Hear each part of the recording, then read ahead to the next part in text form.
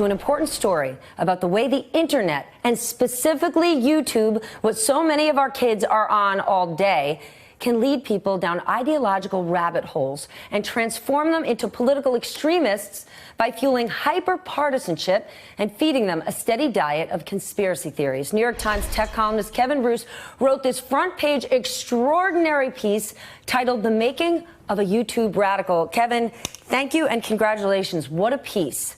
Thanks. I want to Good morning. get to the YouTube aspect of this in a minute, but first, some people could say there's no way I'd buy into these kind of viewpoints, but what you profiled was not a radical extremist when he started.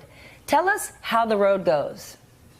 Right, so this was a 21-year-old guy in West Virginia named Caleb Cain, and he was sort of going through a rough patch in his life. He had dropped out of college, he was sort of struggling, and he went on YouTube to look for essentially self-help videos. He wanted to figure out how he could get out of depression and how he could make his life better.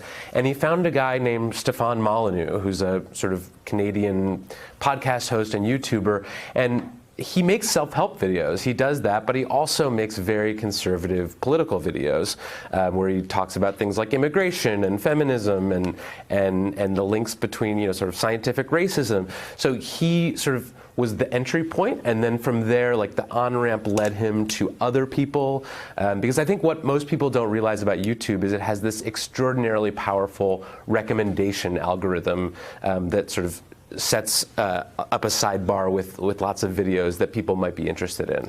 Yeah, it sure does. Walk us through, I don't know, I'm going to call it the death spiral. The point that the internet can in general influence people.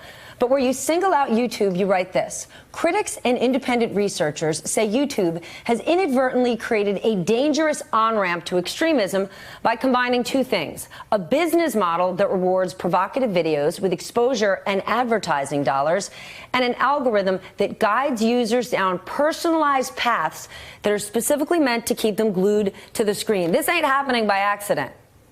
No, this is not an accident at all. YouTube's algorithm has been developed over years by some of the best AI researchers in the world.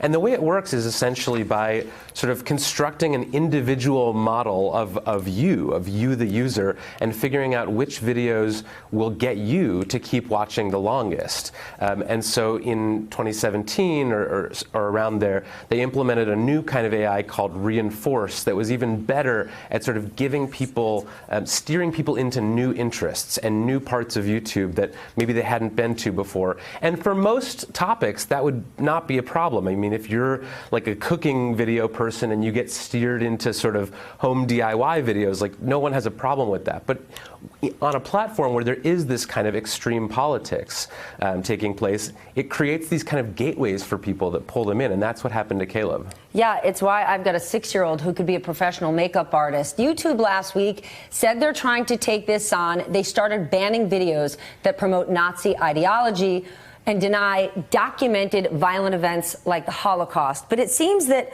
a lot of these influential videos are more subtle than that. Yeah, so the far right has gotten very good at sort of gaming YouTube's algorithm, and one of the ways that they do that is that they kind of cross genres. So there will be videos that appeal to, say, gamers. So there'll be someone who's playing video games, and while he's doing that, he'll be talking about feminism or talking about immigration or something like that. And so that takes gamers and sort of starts introducing them to this ideology, and they do this with movie reviews, they do this with all kinds of videos. So they've kind of created these little sort of pathways between, say, different parts of YouTube and the far right. This is dangerous. Kevin Roose of the New York Times. Quickly, has YouTube or Susan Wojcicki, the CEO, said anything about your piece? Not that I know of. Well, I'm going to guess they're talking about it behind closed doors. Hey there, I'm Chris Hayes from MSNBC. Thanks for watching MSNBC on YouTube. If you want to keep up to date with the videos we're putting out, you can click subscribe just below me, or click over on this list to see lots of other great videos.